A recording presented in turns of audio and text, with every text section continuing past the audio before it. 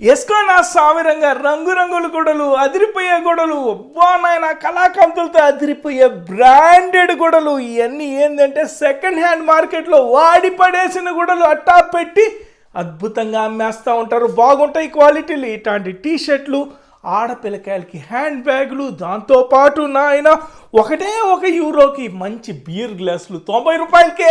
ఇంకా రంగురంగుల చొక్కాలు యూట్యూబ్ వీడియోలకి భలే పనికి వస్తాయి. ఇంకా లెదర్ జాకెట్లు అబ్బా అన్నీ చీప్ అంటే చీపు, పరమ చీపు.